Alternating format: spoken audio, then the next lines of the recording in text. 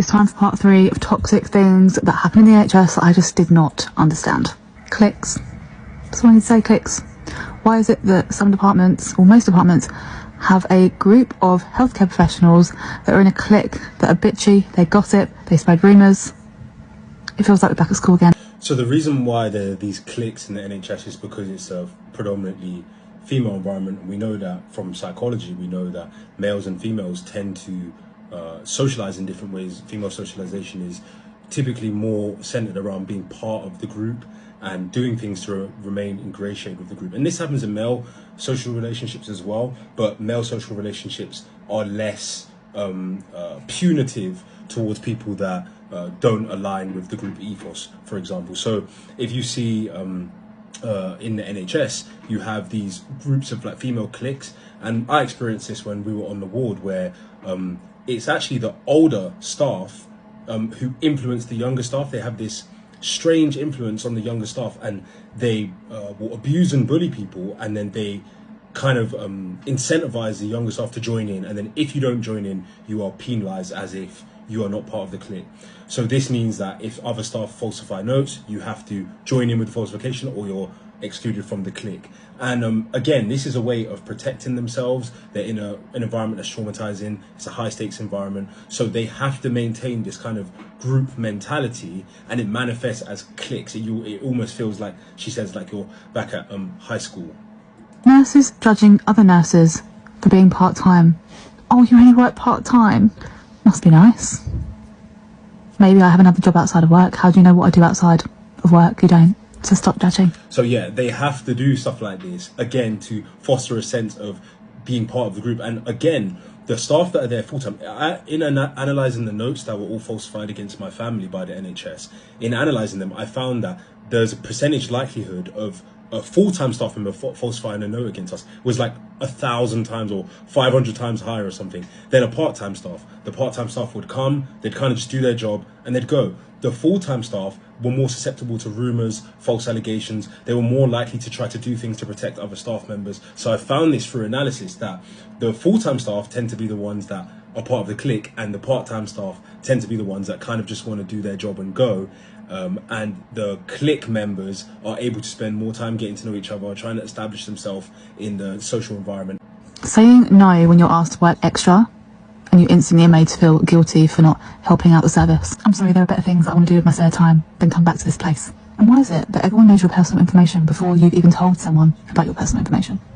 Oh yeah, it's because you told the manager and she's told everyone else. So yeah, you see how the staff themselves, they don't like working in this environment. And she mentions that the manager tells everybody your business. That's how the manager exercises control over people. So it's funny because I was actually watching a lecture recently on female psychopaths.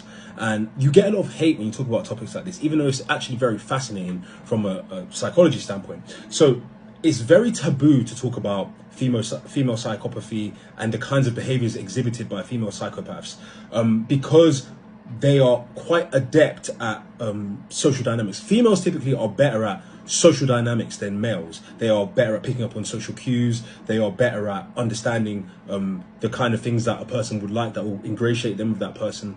So because of this, female psychopaths are particularly pernicious.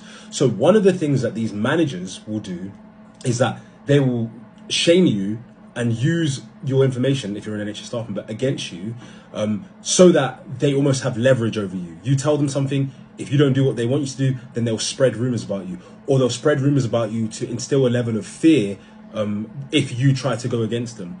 And these female psychopaths as well usually get to these positions. Not saying every NHS manager is a female psychopath, but they usually get to this position by showing other people higher in the hierarchy that they are willing to behave in a psychopathic manner. So you will often find that the NHS hierarchy is not based on merit.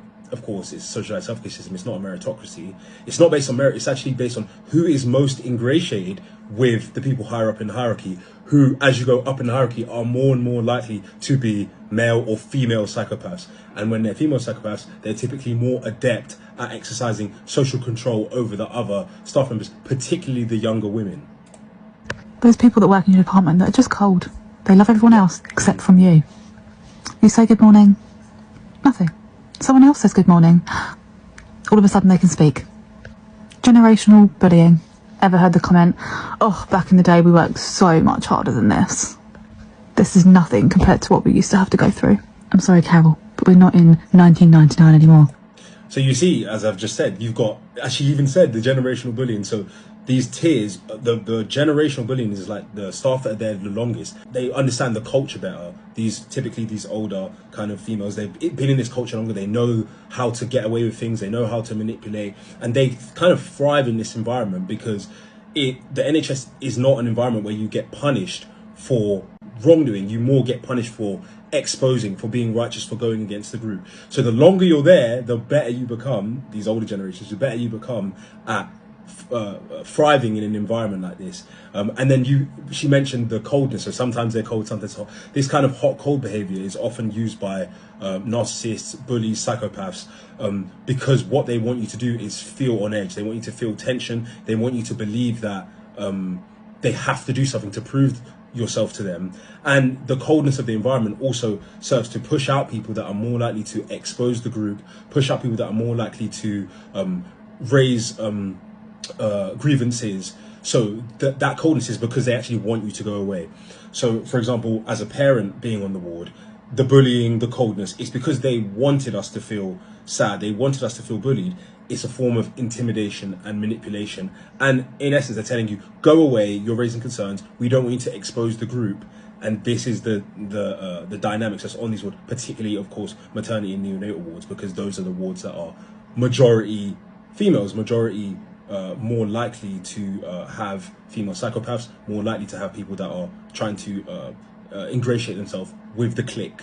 So yeah, I'm going to be doing more reaction videos on topics like this. I'm going to focus it more on NHS stuff because I've done so much research on this stuff, and I know what I'm talking about. But thanks guys for watching.